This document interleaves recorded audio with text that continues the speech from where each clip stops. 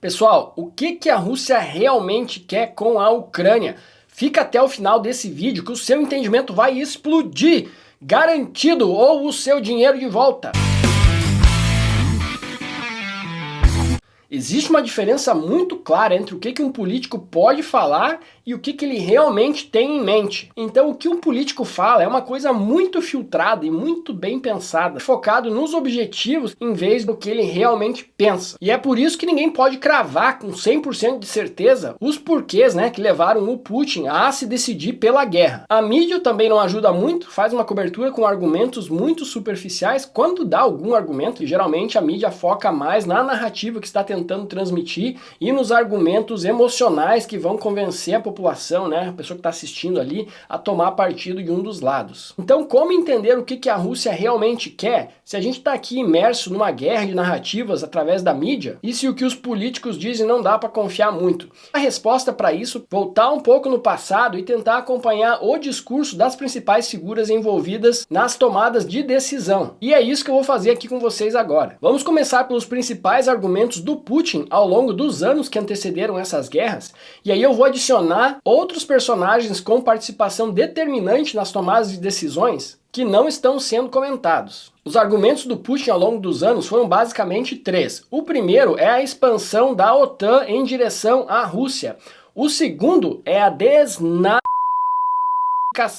e o terceiro argumento é o fato de que a Ucrânia não deveria nem existir como um país independente para começo de conversa, porque segundo o Putin, ela é parte da Rússia. Sobre a expansão da OTAN em direção à Rússia, eu já fiz vários vídeos aqui explicando isso no detalhe, mas em resumo, a OTAN foi uma aliança militar criada contra a União Soviética após a Segunda Guerra Mundial, que era composta por Estados Unidos e os países a oeste da Alemanha, a parte onde os Estados Unidos lutou com os aliados. E quando a União Soviética deixou de existir em 1991, houve uma promessa informal dos Estados Unidos e da Alemanha que a OTAN não se expandiria em direção à Rússia nos territórios que deixariam de ser zona de influência da União Soviética. Os Estados Unidos e a Alemanha prometeram isso, mas informalmente, não colocaram em nenhum documento. Prometeram lá para o presidente Gorbachev na época, para ver se o cara se retirava logo dali. Mas nos anos seguintes, nos anos 90, quando caiu mesmo a União Soviética e os Estados Unidos e a Europa viram a fraqueza em que se encontrava a Rússia, e então achavam que não estavam precisando dar muita satisfação assim não para os russos. E como aqueles países ali do leste europeu também todos tinham medo da Rússia e estavam querendo entrar para a OTAN, a fome encontrou a vontade de comer e esses países aí foram todos incorporados à OTAN, sobrando basicamente só a Bielorrússia e a Ucrânia, separando a Rússia da OTAN. A Rússia, por sua vez, falou lá nos anos 90, agora nós estamos em frangalhos aqui, meus amigos, mas vocês não esperem que isso aí não vai dar chabu lá na frente não, tá? Mais recentemente, com o fortalecimento da Rússia, o seu Vladimir Putin deixou bem claro que a Ucrânia era o limite. Então, quando a Ucrânia começa a demonstrar interesse em se juntar à OTAN e a OTAN em incorporar a Ucrânia, o Putin decidiu que era melhor começar uma guerra para evitar isso, em vez de esperar que a OTAN se instalasse ali, porque depois que tivesse uma base militar americana dentro da Ucrânia, já ia ser tarde demais para a Rússia fazer alguma coisa. Então a lógica russa é mais ou menos essa. E a maioria dos especialistas em geopolítica acha sim que isso é um argumento válido. Quase todo mundo aí usou o exemplo dos Estados Unidos. Se o México ou o Canadá anunciasse que estariam entrando em uma aliança militar com a Rússia para instalar bases russas em território mexicano e canadense, mesmo que essas bases fossem teoricamente de defesa, vocês acham que os Estados Unidos não iam fazer nada? Esse argumento aí foi usado por quase todos os especialistas em geopolítica, que disseram que provavelmente sim, Provavelmente os Estados Unidos também tomariam medidas militares para evitar que isso acontecesse. Então essa é a lógica por trás desse argumento. A dúvida é, será que se o problema fosse só esse, a expansão da OTAN, a Rússia teria iniciado uma guerra? Porque mesmo que a gente considere que o argumento é legítimo, o custo de você resolver isso através de uma guerra é muito alto, A gente está vendo aí o tanto de sanções que a Rússia tomou, o isolamento que isso está gerando para a Rússia no mundo e o quanto isso vai trazer prejuízos por décadas, não só do ponto de vista econômico, mas também político e cultural. Então será que se fosse só para resolver essa ameaça da aproximação da OTAN, a Rússia teria mesmo entrado nessa guerra? Não, Alex, tem também a questão dos neonarcisistas. Esse, na verdade, foi o principal argumento usado pelo seu Vladimir Putin do porquê ele estar invadindo a Ucrânia. Até porque se ele tentasse explicar esse argumento da OTAN para o cidadão médio, ficaria muito difícil de entender, né? É bem provável que a grande maioria da população russa nem saiba o que é a OTAN. Então, para ele justificar colocar o país em uma guerra desse tamanho, baseado nesse argumento da OTAN, ficaria muito difícil para ele conseguir apoio popular dentro da Rússia. Então ele focou mais no argumento dos neonarcisistas. Porque o que é um narcisista, todo mundo sabe dentro da Rússia. Os alemães levaram mais de 27 milhões de vidas russas durante a Segunda Guerra Mundial e praticamente todas as famílias na Rússia têm alguém que foi para o outro lado durante a Segunda Guerra Mundial. E o que a Ucrânia tem a ver com isso, Alex? Bom, a Ucrânia é o único país da Europa onde grupos neonarcisistas estão oficialmente incluídos no exército do país. Grupos neonarcisistas são comuns aí em quase todos os países do mundo, mas o governo oficialmente englobar esses grupos paramilitares neonarcisistas ao exército do país, isso não acontece em nenhum outro lugar. E no caso da Ucrânia, esses grupos ganharam muita força depois da revolução que aconteceu em 2014 e da anexação da Crimeia pela Rússia. Começou ali um conflito armado na região do Donbass entre esses grupos e a população de etnia russa que mora ali naquela região. O problema é que esses grupos vieram ganhando força ao longo dos anos por estarem sendo fortemente armados pelo Ocidente, né? Os Estados Unidos, por exemplo, vem mandando armas para a Ucrânia desde 2014 a rodo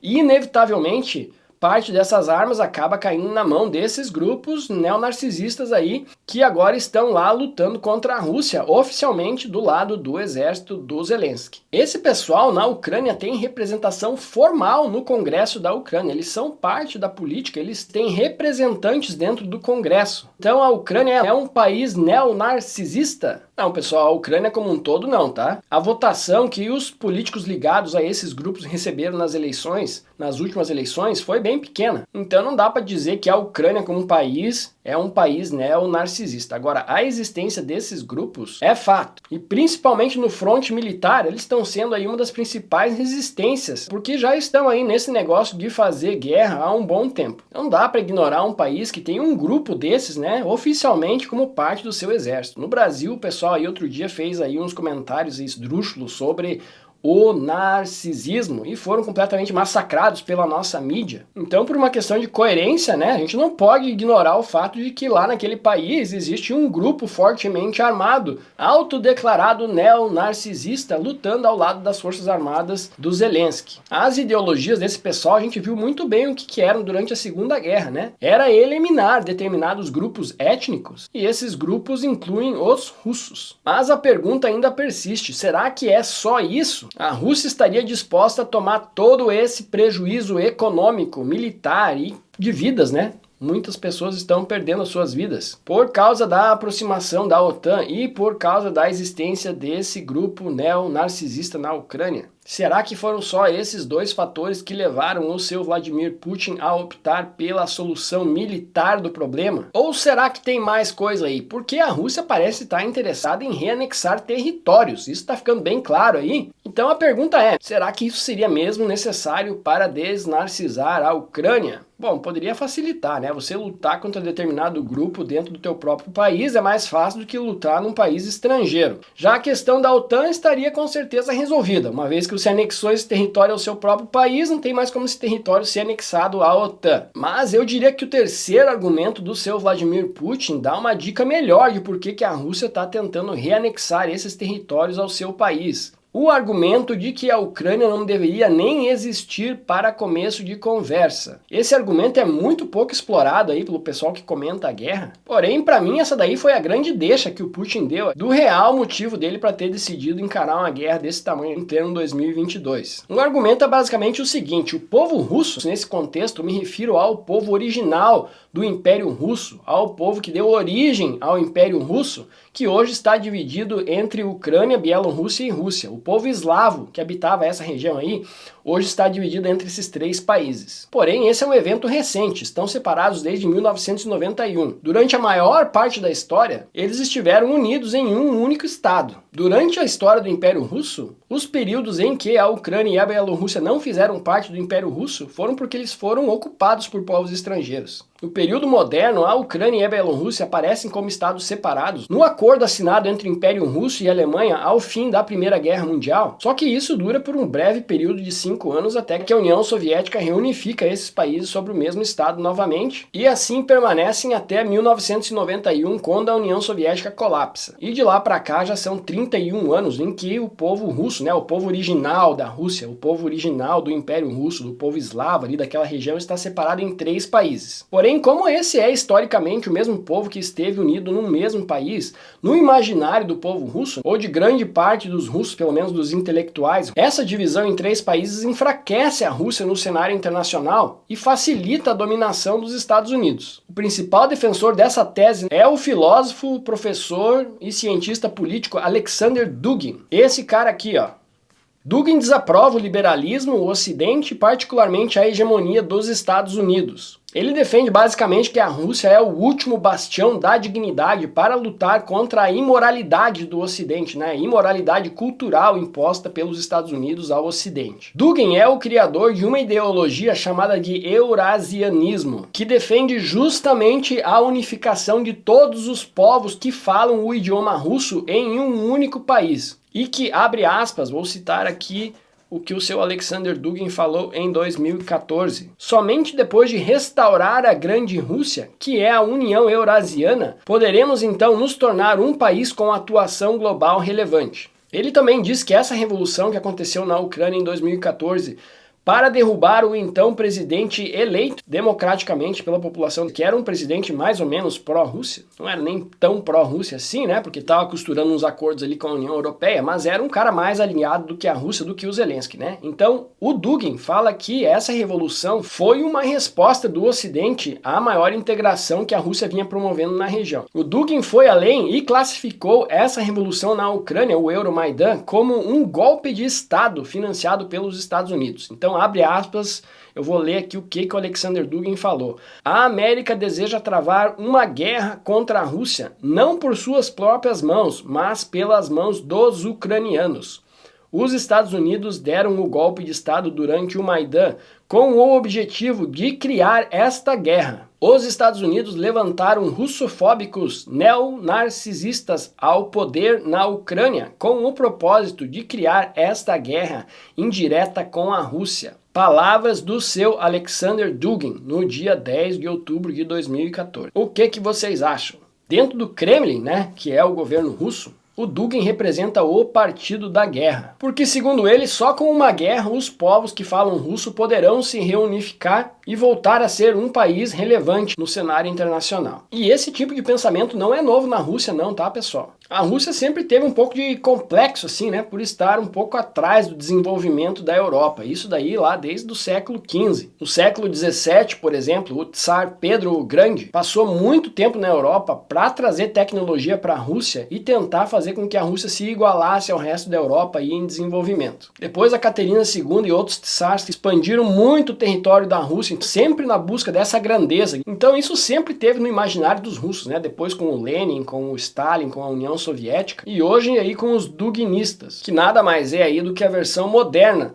desse desejo dos russos de se tornar uma grande potência mundial. E segundo o Alexander Dugin, isso não tem como acontecer sem a reunificação dos povos que falam russo em um único país e também não tem como acontecer sem guerra, porque segundo ele, os Estados Unidos e o Ocidente nunca permitiriam um fortalecimento pacífico da Rússia, porque para os Estados Unidos a Rússia é uma ameaça. A Rússia nunca baixou a cabeça para os Estados Unidos, não se alinha com os interesses americanos, então por isso os Estados Unidos nunca aceitariam pacificamente que a Rússia voltasse a ganhar relevância no cenário internacional com uma reunificação dos povos russos. Segundo os duguinistas, quando a Rússia tentou reunificar essa região aí, os Estados Unidos deram esse suposto golpe de Estado para tirar o presidente ucraniano e colocar o Zelensky, que era pró-Estados Unidos, e também financiaram a revolta que aconteceu na Bielorrússia no ano passado, que tinha a intenção de derrubar o Lukashenko do poder, que é amigo do Putin. Então, segundo os duguinistas, na base da paz não dá para vai resolver, isso aí só tem como resolver mesmo é a força. Então, com essas informações em mãos, pessoal, não ficou um pouco mais claro de entender aí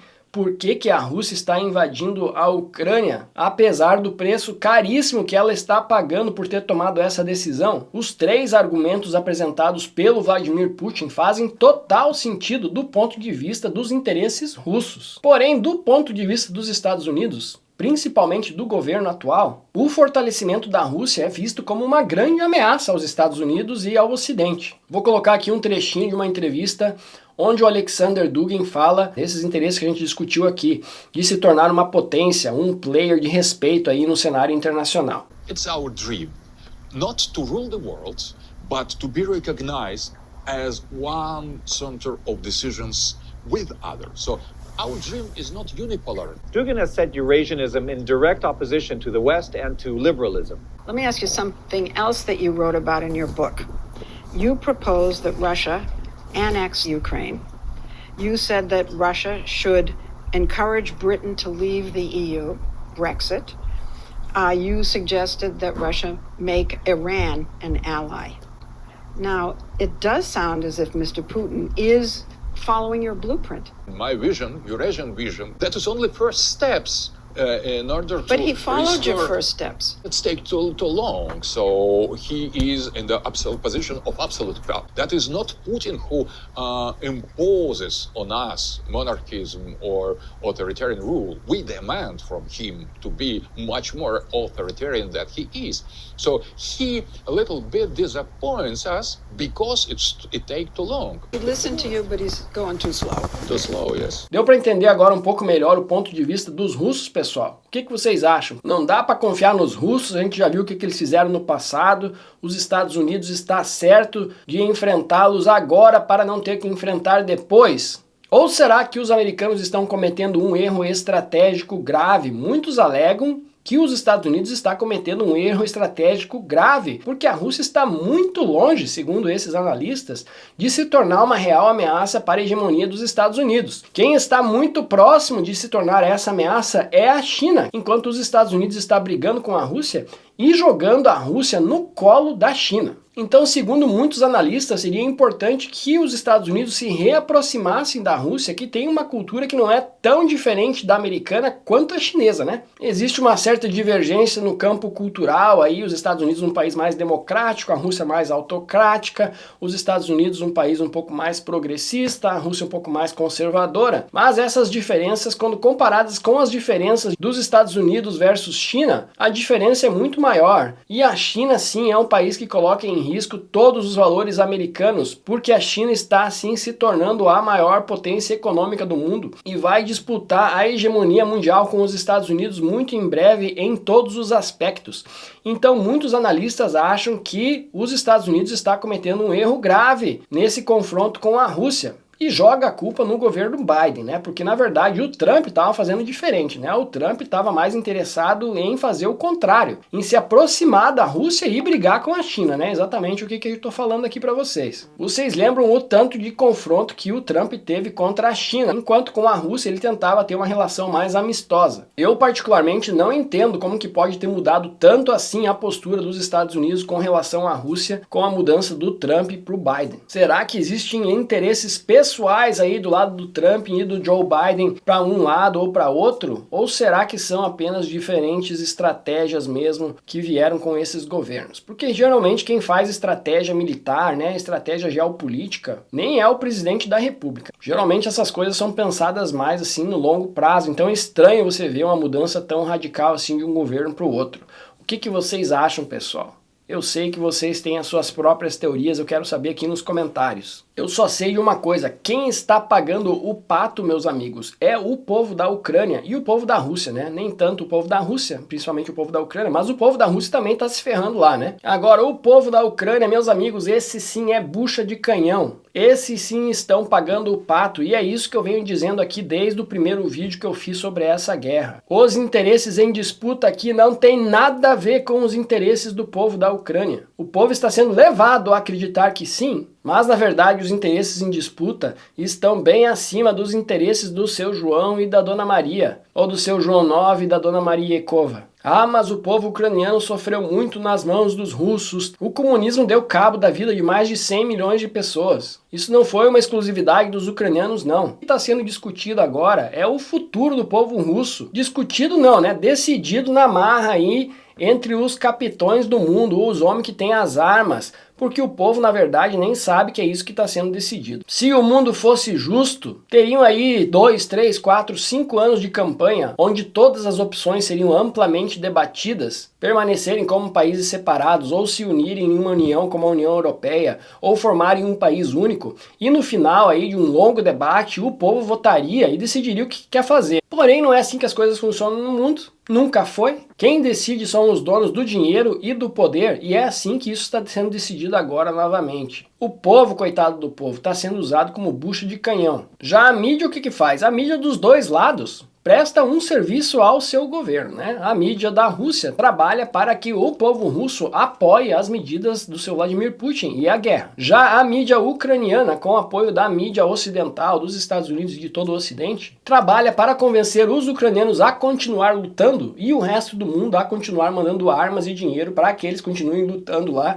porque o governo atual dos Estados Unidos acha perigoso um fortalecimento da Rússia. Se você gostou desse vídeo, se inscreve aqui no canal. Vamos se inscrever no canal, pessoal. Mais de 80% do tráfego do canal aqui vem de não inscritos. Compartilhe esse vídeo aqui nas suas mídias sociais e eu vejo vocês na próxima. Tchau!